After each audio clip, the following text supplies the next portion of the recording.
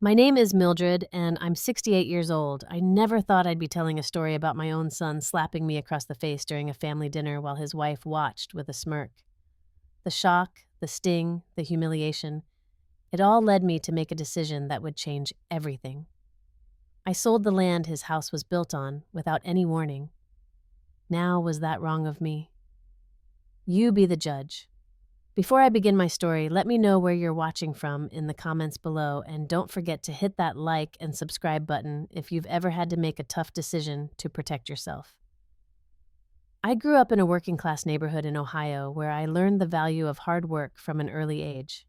My parents weren't wealthy, but they taught me that with determination and saving, I could build a comfortable life. That's exactly what I did. I worked 2 jobs through my 20s, saving every penny I could. By the time I met Harold, my late husband, I had already managed to buy my first small piece of property, a proud achievement for a young woman in those days. Harold and I fell in love quickly. He was charming, hardworking, and had the same values I did. We married after just 8 months of dating, and together we continued building our little empire. We weren't rich by any means, but we were smart with our money. Over the years, we acquired several properties, including a beautiful 5-acre plot of land on the outskirts of town. Harold always said that land would be our retirement nest egg. Our son Thomas was born 3 years after we married. From the moment he arrived, Harold doted on him. "My son deserves the best," he would say, bringing home toys we could barely afford. I tried to instill the same work ethic my parents had taught me, but Harold's indulgence often undermined my efforts. Thomas grew up expecting things to be handed to him. When he wanted a car at 16, Harold bought him one despite my protests. When Thomas wanted to go to an expensive college, Harold found a way to pay for it, even though it meant taking a second mortgage on one of our properties. Thomas met Diana during his final year of college. She came from a wealthy family, and I could tell immediately that she had expensive tastes. She was beautiful, no doubt about that, tall, slender, always impeccably dressed. But there was something cold in her eyes when she looked at our modest home during their first visit. I tried to give her the benefit of the doubt.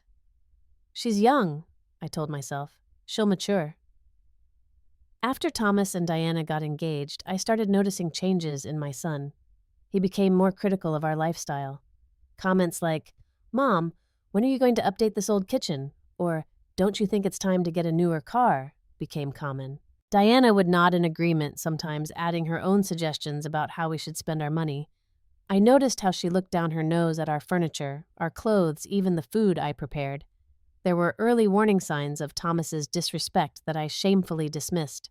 Once, when I asked him to help me move some heavy furniture, he rolled his eyes and said, "Mom, hire someone. That's what money is for." Diana giggled.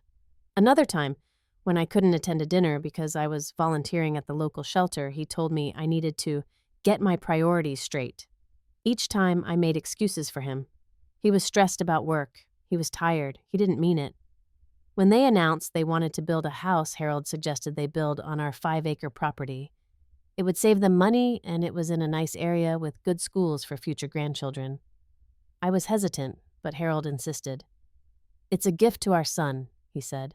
"We're not getting any younger, and it would be nice to have them close by."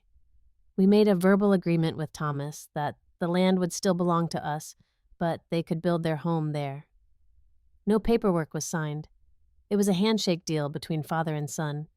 Harold passed away suddenly from a heart attack, just as the foundation for Thomas and Diana's house was being laid. I was devastated. We'd been married for 35 years.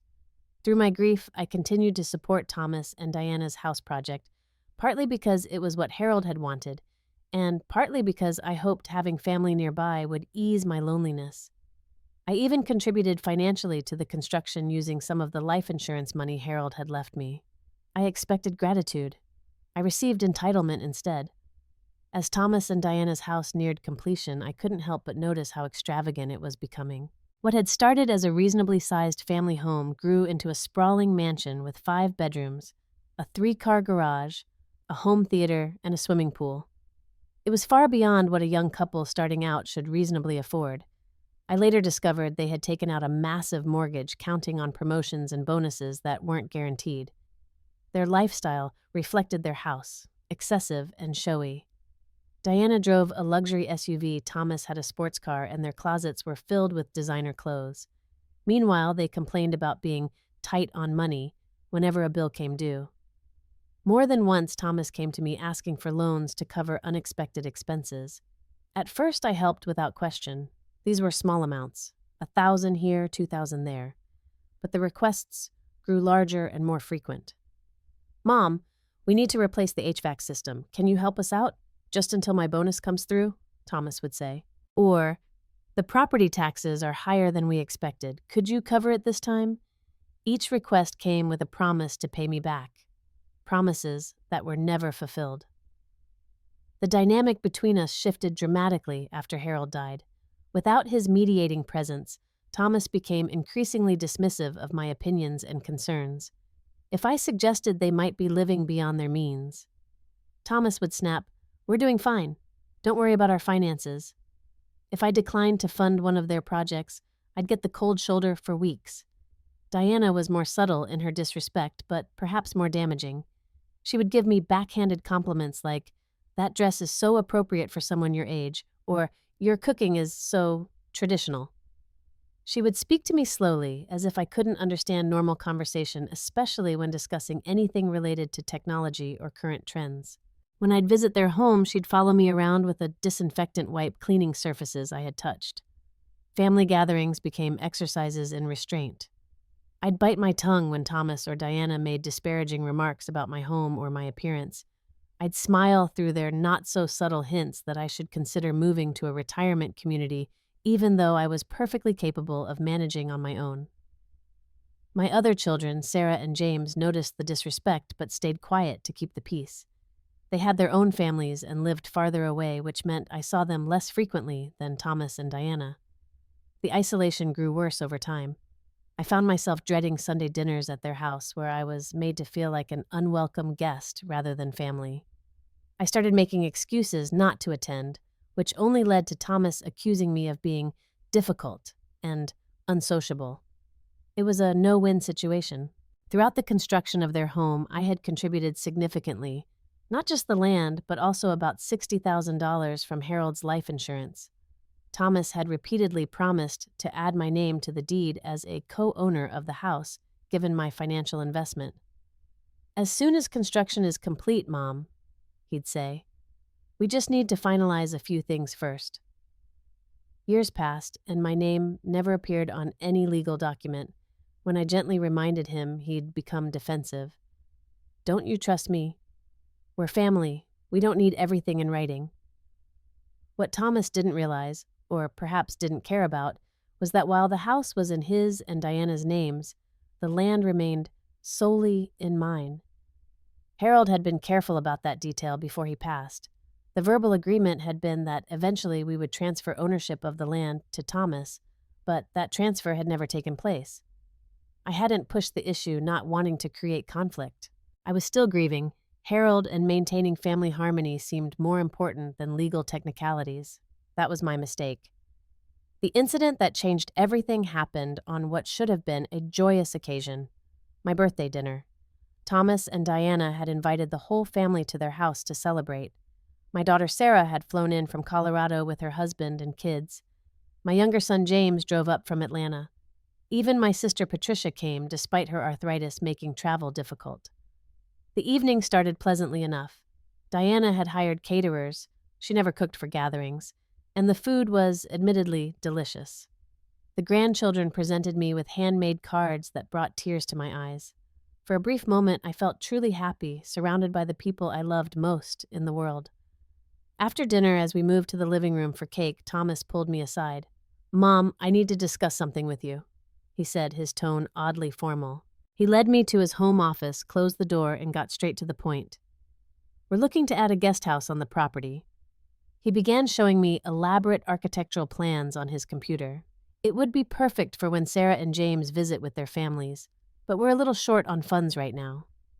I looked at the plans, another extravagant structure with amenities that went far beyond what was necessary for occasional visitors. "How much are you short?" I asked, already anticipating the answer would be substantial. "About 90,000, he said casually, as if asking to borrow $20.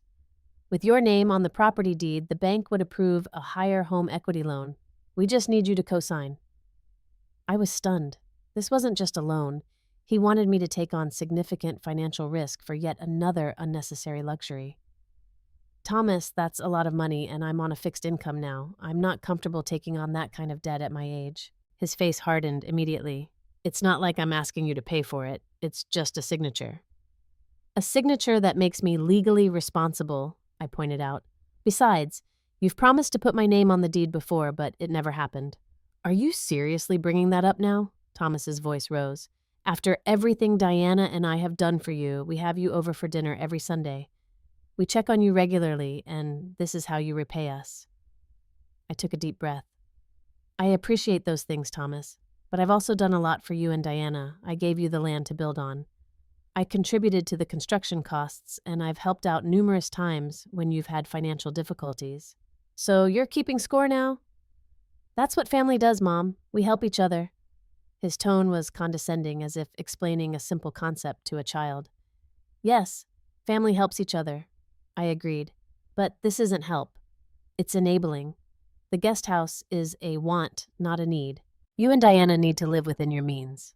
Thomas's face flushed red. You have no idea what we need. You live in that outdated little house driving a car that's 10 years old. You don't understand what it takes to maintain a certain lifestyle. That stung. My home was modest but well-maintained, filled with memories of my life with Harold. My car was reliable and served its purpose. I didn't need luxury to be happy. I think we should continue this discussion another time, I said quietly, standing up to leave the office. Let's not ruin the birthday celebration. Typical, Thomas muttered.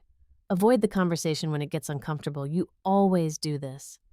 We returned to the living room where everyone was waiting. The tension between us was palpable, and Diana immediately picked up on it. Everything okay? She asked, her eyes moving between us.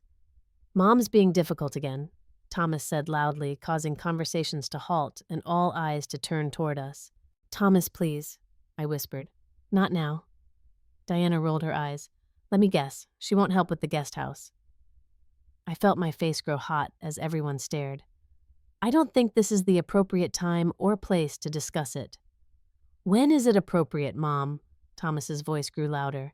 When you're alone so no one can see how selfish you're being after everything we've done for you. Sarah stood up, sensing the rising tension. Hey, why don't we have some cake, Mom? You haven't blown out your candles yet. But Thomas wasn't finished. No, I want everyone to hear this. Mom has plenty of money from Dad's life insurance and investments, but she refuses to help her own son. Meanwhile, she had no problem helping Sarah with the down payment on her house last year. That was different, I said quietly, mortified that he was airing family financial matters in front of everyone. Sarah needed a place to live after her divorce, and it was a loan that she's paying back monthly. And what am I asking for? Just a signature, Thomas was shouting now. Not even your own money. A signature that puts me at financial risk. I tried to explain. I'm retired Thomas. If something happened and you couldn't make the payments, so you don't trust me, he interrupted. Your own son. The room was deadly silent. Even the children had stopped playing, sensing something serious was happening. I think you need to calm down, James interjected, always the peacemaker. Mom's allowed to make her own financial decisions. Thomas turned on him next. Stay out of this. You're just happy she said no to me because it means more inheritance for you later. Thomas, I gasped. That's enough. Diana stood up then, coming to stand beside her husband. Instead of calming him down, she placed a hand on his arm and said, Your mother has always played favorites. Everyone knows it. The unfairness of that statement took my breath away. I had always tried to treat my children equally, to give each what they needed when they needed it. If anything, Thomas had received more financial help over the years than his siblings. That's not true, I said, my voice shaking. I love all my children equally. Then prove it, Thomas demanded. Sign the papers for the guest house. I can't do that, I said firmly, and I won't be emotionally blackmailed into making poor financial decisions. What happened next still plays in my mind in slow motion. Thomas's face contorted with rage. He stepped toward me, his fists clenched at his sides. You stubborn, ungrateful old woman, he shouted. And then it happened. His right hand swung up and connected with my left cheek in a stinging slap that echoed through the suddenly silent room.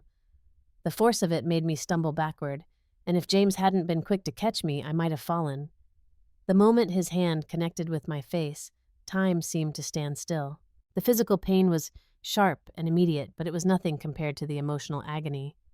My own son, the baby I had nursed, the child I had taught to ride a bike, the young man I had helped through college, had struck me. The betrayal cut deeper than any wound I'd ever experienced. I raised my hand to my stinging cheek, feeling the heat rising beneath my palm. The room had fallen into a shocked silence. My grandchildren stared with wide, frightened eyes. Sarah had her hands over her mouth. James still supported me with his arm, his body rigid with tension. Thomas himself seemed momentarily frozen, as if he couldn't believe what he'd just done. But what haunts me most was Diana's expression. While everyone else looked horrified, a brief, satisfied smirk crossed her lips before she composed her features into a mask of concern. In that split second, I saw the truth. She approved of what Thomas had done. Perhaps she had even been encouraging this level of disrespect all along. "Mom," Thomas finally broke the silence, his voice uncertain. The rage had left his face, replaced by something that might have been regret or simply fear of consequences. "I didn't mean to. You pushed me too far." Even in his apology, he was blaming me. I had pushed him too far by refusing to risk my financial security for his luxury guest house. The justification made the pain even worse. Sarah rushed to my side. "Mom, are you okay? James, get some ice." Diana finally spoke, her voice dripping with false concern. "Thomas, honey, you need to calm down. Mildred, maybe you should sit down. You look flushed." The condescension in her tone was unbearable. I straightened my back, determined not to show how deeply wounded I was. "I think I should go home now," I said as steadily as I could. "Mom, don't leave like this," Thomas said, reaching for my arm. "Let's talk this through." I pulled away from his touch, flinching involuntarily. "Don't," I whispered. "Just don't touch me." "You're overreacting," Diana said, crossing her arms. "It was just a little slap. These things happen in families when emotions run high." Patricia, who had been quietly observing, stood up then. My older sister had always been my protector, even when we were children. Age had bent her back, but not her spirit. "These things do not happen in loving families," she said firmly. "Thomas, you should be ashamed of yourself." "Stay out of this," Thomas snapped at her. "This is between me and my mother." "Not anymore," James said, returning with an ice pack wrapped in a kitchen towel. "You crossed a line, Thomas, a serious line." My grandchildren were crying now, upset by the conflict and the sight of their grandmother being hurt. It broke my heart to see them exposed to such ugliness. The beautiful birthday celebration had turned into a nightmare. "I'm leaving," I announced, taking the ice pack from James, but not applying it yet. "Sarah, James, Patricia, thank you for coming. I love you all." I deliberately did not include Thomas and Diana in my farewell. "Mom, please." Thomas tried once more, his tone softer now. "I lost my temper. I've been under a lot of stress at work and with the finances. I'm sorry." But his apology rang hollow. There was no genuine remorse, just a fear of repercussions. He was sorry he had slapped me in front of witnesses, not sorry that he had slapped me at all. "We'll talk another time," I said, not meeting his eyes, "when you've had time to think about your actions." Sarah and James insisted on driving me home while Patricia stayed behind to collect my birthday gifts. As I walked out the door of the grand house built on my land, I felt something shift inside me. A lifetime of making excuses for Thomas's behavior, of putting his needs before my own, of accepting disrespect in the name of family harmony. It all ended in that moment. The drive home was quiet. Sarah held my hand in the back seat while James drove, occasionally glancing at me in the rearview mirror with worried eyes. "Do you want to press charges?" he asked finally. "What he did was assault." "No," I said, the very thought making me queasy. "He's still my son." But as I lay in bed that night, unable to sleep with an ice pack on my still throbbing cheek, I wondered if that was truly how I felt. Was Thomas still the son I had raised, or had he become someone else entirely, someone who felt entitled to abuse the mother who had sacrificed so much for him. The more I thought about it, the angrier I became, not just at Thomas, but at myself. I had enabled his behavior for years. I had made excuses, looked the other way, forgiven, without requiring genuine change. And where had it gotten me, slapped in the face at my own birthday party while my daughter-in-law smirked? By morning, I knew what I needed to do. It would be the hardest decision of my life, but also the most necessary. Thomas had built his house on my land, assuming his verbal agreement with his father was enough. He had never bothered to secure legal rights to the property, and I had never transferred ownership despite his repeated promises to add me to the house deed. It was time to find out exactly where I stood legally and what options I had to protect myself from further abuse. The morning after my disastrous birthday dinner, I called John Martinez, a lawyer who had handled Harold's estate after his passing. I explained the situation, the verbal agreement about the land, Thomas building his house on my property, and the recent disturbing turn of events. I was careful to document the physical assault, asking Sarah and James to write down what they had witnessed while it was still fresh in their minds. "Mrs. Williams, I need to be very clear about this," John said after listening to my story. "Do you have any written agreement with your son regarding the land?" "No," I admitted. It was a verbal agreement between Thomas and his father. I was present for the conversation, but nothing was ever put in writing. "And your name is the only one on the deed to the land?" he asked. "Yes.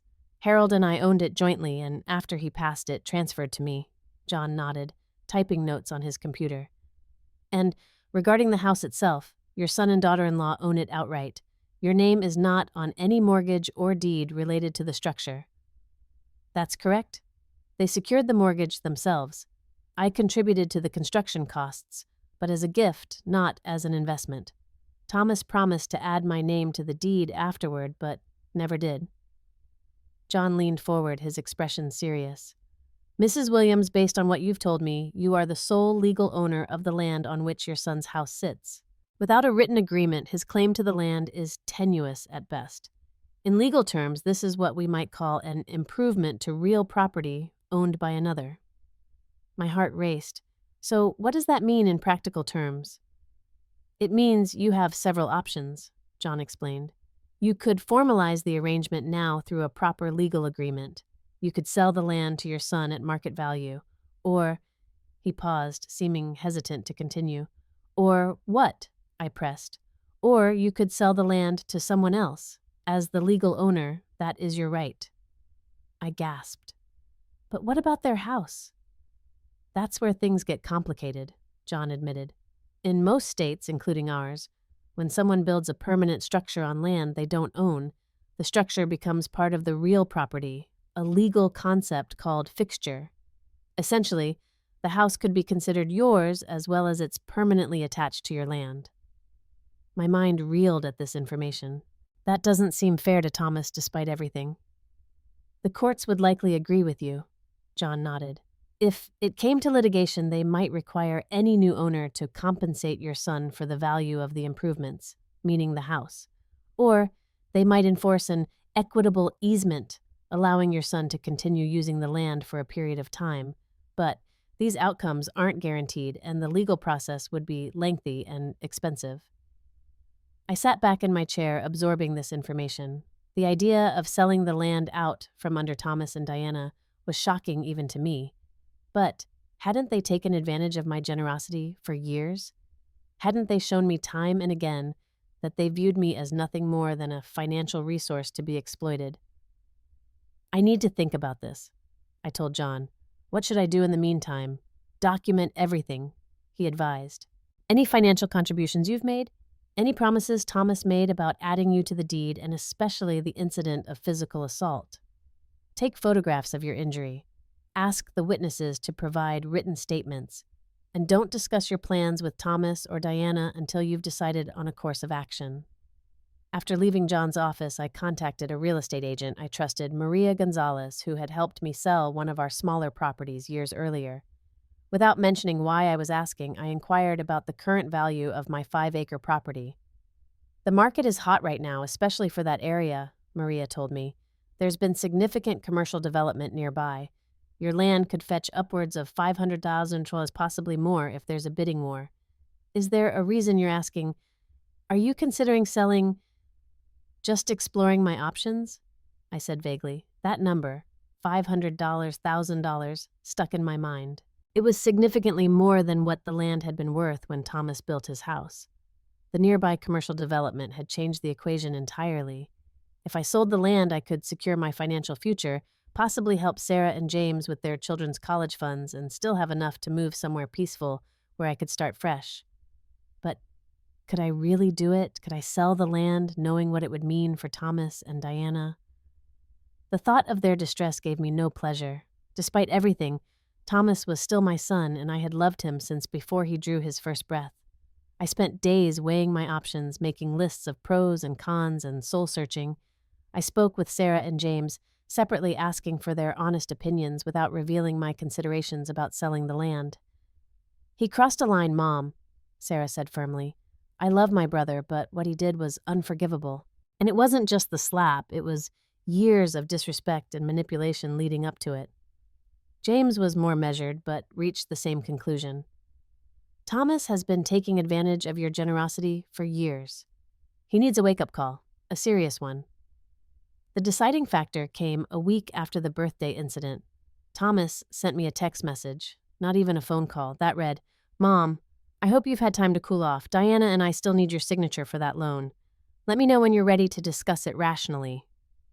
No apology, no acknowledgement of the harm he'd caused. Just an expectation that I would eventually give in to his demands as I always had before. That text message hardened my resolve.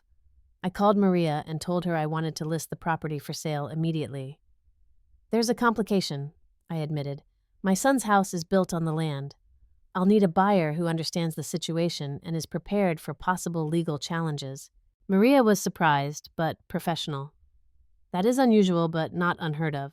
There are investors who specialize in complicated real estate situations. Let me make some calls. Within days, Maria had identified a potential buyer, a commercial developer named Victor Ramirez, who was purchasing properties in the area for a planned shopping center. He was interested in my land because of its location at a key intersection. When informed about Thomas's house, he wasn't deterred. I've dealt with similar situations before, Victor assured me during our meeting. I have a legal team that can handle the complications, and while I sympathize with your personal situation, business is business. I'm prepared to offer you full market value for the property. The offer he made was even higher than Maria had estimated, $575,000. It was a life-changing amount of money for me. I asked for 24 hours to make my final decision. That night, I sat alone in my living room looking at old photo albums. Pictures of Thomas as a baby, as a gap-toothed elementary school student, as a teenager, proudly holding up his driver's license. Where had that sweet boy gone? When had he turned into a man who could strike his mother and feel justified in doing so? By morning, my decision was made. I called Victor and accepted his offer. We arranged to complete the transaction as quickly and quietly as possible. I specifically requested that no for sale signs be placed on the property and that Thomas not be contacted until after the sale was complete. Victor agreed, understanding the sensitivity of the situation. The sale was finalized 3 weeks later. I signed the papers with a mix of sadness and determination. This wasn't just about punishing Thomas. It was about reclaiming my dignity and setting boundaries that should have been established long ago. The day after the sale closed, I received a cashier's check for $575,000, and Victor's legal team prepared a formal notice for Thomas, informing him that the land now belonged to Ramirez Commercial Development, and that he had 60 days to either arrange to purchase his house from them, if physically possible, to move it, or vacate the property. I knew the storm that was coming, but for the first time in years, I felt a sense of peace. I had made a difficult choice, but it was one that honored my own worth and dignity. No one, not even my own child, had the right to abuse me physically or emotionally. The formal notice was delivered to Thomas and Diana on a Tuesday morning. I had deliberately chosen to be away from home that day, staying with Patricia, knowing that Thomas's reaction would be immediate and volatile. Sure enough, By noon, my phone was exploding with texts and calls from him. I didn't answer. Around 3 in the afternoon, Sarah called. Mom, Thomas just showed up at my house looking for you. He's beside himself, ranting about the land being sold. Is that true? Yes, I said simply. I sold the land to a commercial developer. There was a moment of shocked silence. Oh my God, Mom, wow, Thomas is furious. He says you had no right to do that. I had every right, I replied calmly. The land was mine. His father and I allowed him to build there, but we never transferred ownership. After what happened at my birthday dinner, I decided it was time to sever that particular tie. He's threatening to sue you, Sarah warned. He says he'll take you to court and prove you had a verbal agreement. He's welcome to try, I said.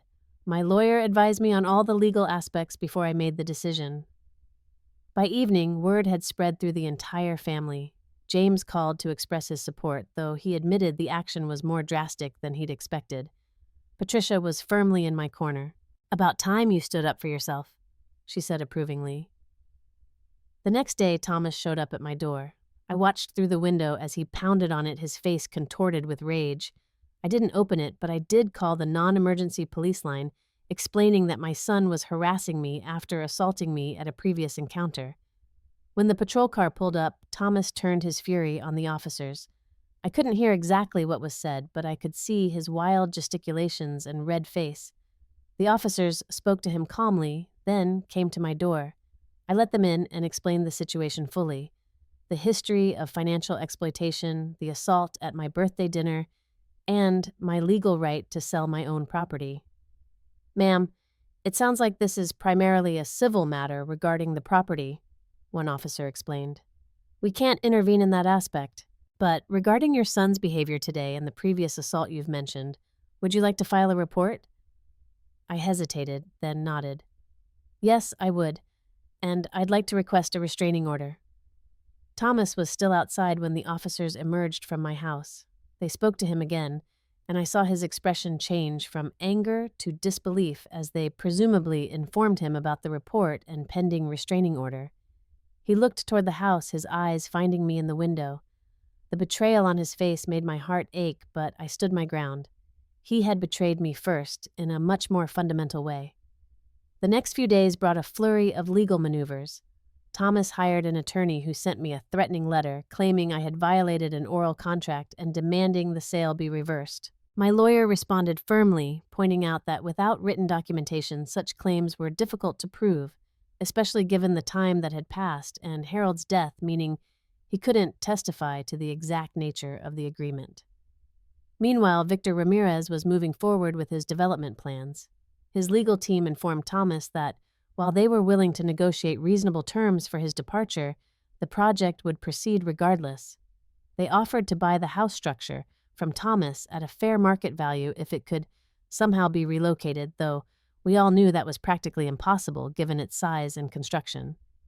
A week after the notice was delivered, Thomas requested a family meeting at Sarah's house. He asked that I attend, promising to remain calm and respectful. Sarah would moderate and James would be present as well. After consulting with my lawyer, I agreed, though I insisted the meeting be recorded for my protection. When I arrived, Thomas and Diana were already there, sitting stiffly on Sarah's couch. Diana wouldn't meet my eyes. Thomas looked haggard with dark circles under his eyes and a defeated slump to his shoulders. It was the first time I'd seen him show any sign of vulnerability in years. Sarah started the meeting by establishing ground rules. No shouting, no interruptions, and everyone would have a chance to speak. Thomas went first. Mom, I don't understand how you could do this to us, he began, his voice strained. That house represents everything Diana and I have worked for. All our savings are tied up in it. We have nowhere else to go. I listened without interrupting as promised. I know I made a mistake at your birthday, he continued. I lost my temper.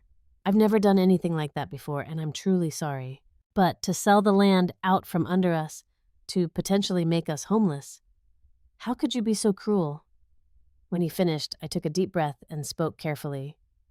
Thomas, what happened at my birthday wasn't just a mistake or a momentary lapse in judgment. It was the culmination of years of disrespect, entitlement, and emotional manipulation. You struck me, your mother, because I refuse to put myself in financial jeopardy to fund your lifestyle. I looked directly at Diana as I continued. Both of you have treated me like a bank account rather than a person with her own needs and feelings. You've taken my generosity for granted and responded with contempt when I've tried to set boundaries. Thomas started to protest, but Sarah reminded him of the no interruption rule. As for the land, I went on, yes, your father and I allowed you to build there, but we never promised to transfer ownership and you never secured your legal right to that land. Instead, you repeatedly promised to add my name to the house deed in recognition of my financial contributions to its construction. Promises you never kept. We were going to do that, Diana interjected, breaking the rule. We just got busy with life and it slipped through the cracks. For 7 years? James asked skeptically. I pressed on. The sale of the land wasn't a snap decision made in anger. It was a carefully considered choice made after consulting with legal experts. And it wasn't about revenge. It was about finally establishing a boundary that you couldn't ignore or manipulate your way around. Thomas looked shattered. So that's it. We just lose our home, everything we've built. The new owner has offered to compensate you for the structure, I reminded him. And with that money, plus your equity, you should be able to find another place to live. It won't be the luxury you're accustomed to, but it will be something you actually own outright. This is insane, Diana snapped, standing up abruptly. You're punishing us because Thomas lost his temper once. One mistake and you destroy our lives. It wasn't one mistake, Sarah interjected firmly. It was the breaking point after years of mistreatment. I've seen how you both talk to Mom, how you dismiss her opinions, how you treat her like an ATM rather than a person deserving of respect. That's not fair, Thomas protested. We've done a lot for Mom, too. We have her over for dinner every Sunday. We check on her regularly. Basic decency isn't something you get special credit for, James pointed out. And even those gestures often came with strings attached or were used as leverage to get something from Mom later. The conversation continued in circles for nearly 2 hours. Thomas cycled through anger, pleading, guilt-tripping, and finally, as the reality of the situation sank in despair. Diana remained hostile throughout, occasionally making snide remarks about my mental competence and suggesting I had been unduly influenced by my other children. As the meeting wound down, Thomas made one final appeal. Mom, please. There must be some way to undo this. We can work out a proper agreement now, put everything in writing. I'll add your name to the house deed right away. It's too late for that, I said gently. The sale is final, but it doesn't have to be the end of our relationship if you're truly willing to acknowledge the patterns that brought us here and commit to changing them. Thomas's face hardened again. So that's it. You've made your decision, and to hell with the consequences for us. I made my decision. I corrected him. After years of you making decisions with little regard for the consequences to me. As I stood to leave, Thomas's composure finally broke entirely. You'll regret this, he said, his voice thick with emotion. When you're old and alone and Diana and I aren't there to help you, you'll wish you hadn't done this. I looked at him sadly. I'd rather be alone than be with people who don't respect me. That's something I should have learned a long time ago. I walked out of Sarah's house with mixed emotions. There was sadness, certainly, at the fracture in my family, but there was also an unfamiliar feeling of lightness. The burden of walking on eggshells around Thomas and Diana, of constantly bracing for the next demand or insult, had been lifted. The situation escalated further the next day when Thomas attempted to confront Victor Ramirez at his office. According to Sarah, who heard the story from a mutual acquaintance, Thomas had barged in demanding the sale be reversed, claiming fraud and coercion. Security had been called, and Thomas had been escorted from the premises. That evening, he had apparently started drinking heavily and, in his intoxicated state, returned to my house. I wasn't home. Thankfully, I'd accepted Patricia's invitation to stay with her until things settled down. But my neighbors reported that Thomas had been shouting outside my house, vowing to fight me to the bitter end. Someone had called the police, and when they arrived, they found Thomas sitting on my front steps, crying uncontrollably. The restraining order was served the following day. The next 6 months were among the most challenging of my life. Thomas hired a lawyer and filed a lawsuit claiming that I had violated an oral contract by selling the land. My legal team responded with documentation of the assault witness statements about years of financial exploitation and evidence that no formal agreement about the land had ever been established. We also highlighted that Thomas and Diana had failed to fulfill their promise to add my name to the house deed despite my significant financial contributions. The legal battle drained us all emotionally, but I stood firm. I stood. My attorney assured me that Thomas's case was weak without written documentation of the alleged agreement, especially given the contradictory evidence of my ongoing sole ownership of the land through property tax payments and other records. Meanwhile, Victor Ramirez continued moving forward with his development plans. The 60-day notice period came and went, with Thomas and Diana refusing to vacate. Victor was forced to file for an eviction order, which a judge granted after reviewing the clear chain of land ownership. Thomas and Diana were given an additional 30 days to vacate with the warning that law enforcement would remove them forcibly if necessary. Throughout this ordeal, my family fractured along predictable lines. Sarah and James stood firmly with me, as did Patricia. Some extended family members and longtime friends were more ambivalent, uncomfortable with the severity of my response to Thomas's behavior. A few even suggested I should have found a compromise solution that wouldn't leave my son potentially homeless. He's not homeless, I would explain patiently. He received compensation for the structure of the house plus whatever equity they had built. They have the means to find another place to live, just not the mansion they've been living in beyond their means. What surprised me most during this difficult period was the unexpected support I received from people I hadn't been close to in years. Old friends from church reached out after hearing about the situation. Former colleagues invited me to lunch and expressed their admiration for my courage. My next-door neighbor, Eleanor, who had witnessed Thomas's drunken tirade outside my house, brought me cookies and sat with me for hours, listening without judgment. "I saw the way they treated you for years," Eleanor confessed.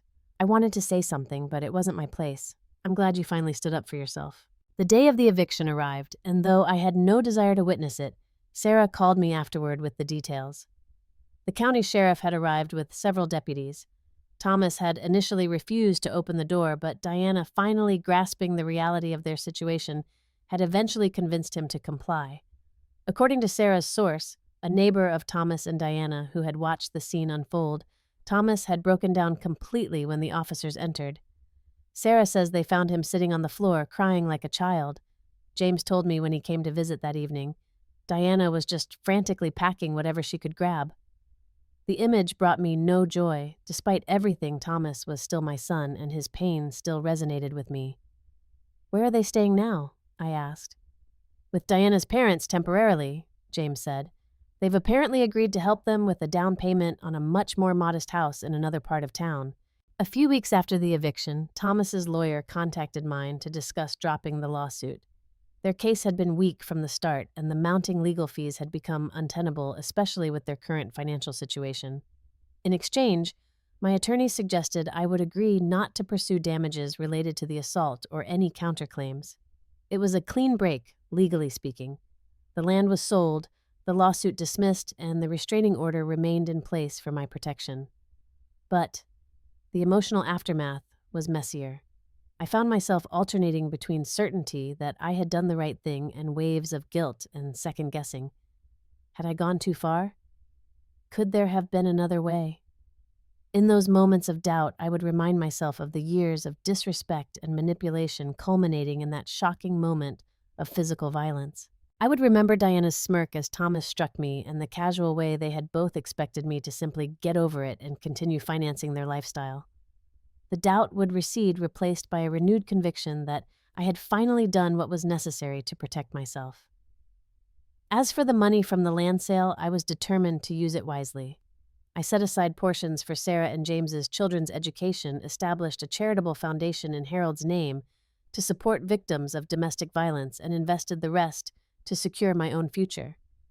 I also decided to sell my house. Too many difficult memories lingered there, and purchased a lovely 2-bedroom condo in a vibrant community for active seniors. The transition wasn't easy. I had lived in the same house for over 30 years, and sorting through decades of accumulated possessions was both physically demanding and emotionally draining. But it was also cathartic. Each box I packed, each room I cleared felt like shedding another layer of my old life, the one where I had prioritized everyone else's needs above my own, where I had accepted disrespect as the price of maintaining family harmony. My new home was bright and open with a small garden patio where I could grow the herbs I loved. The community had a bustling social calendar, book clubs, fitness classes, day trips to local attractions.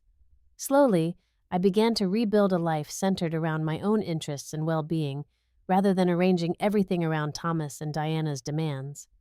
Sarah visited often, bringing her children who delighted in the community pool. James came whenever his work brought him to town. Patricia and I had lunch together every Tuesday. I made new friends, joined a watercolor painting class I'd always been curious about, and even started volunteering at the local library's literacy program. 6 months after moving, I received an unexpected letter from Thomas. It had been forwarded from my old address, and I stared at the envelope for a long time before finding the courage to open it. "Dear Mom," it began. "I've written this letter a dozen times in my head, never finding the right words. I'm not sure these are the right ones either, but I need to try." He went on to explain that he and Diana had separated. The stress of losing their home, combined with the financial strain and public humiliation, had proven too much for their marriage. Diana had returned to her parents' home permanently, while Thomas had found an apartment and taken a second job to make ends meet. "For the first time in my life, I'm completely on my own," he wrote, "and it's forced me to look at myself in ways I never had to before. What I've seen isn't pretty." He acknowledged the years of entitlement and disrespect. He took full responsibility for the assault, making no excuses for his behavior. He expressed deep remorse not just for the slap itself, but for the pattern of treating me as a resource rather than a person deserving of respect and consideration. "I don't expect forgiveness," the letter concluded. "I'm not even asking for it yet. I haven't earned it. But I wanted you to know that I understand now why you did what you did and that I'm finally taking steps to become someone different, someone better. Someone my father would have been proud of, and someone you might someday be willing to know again."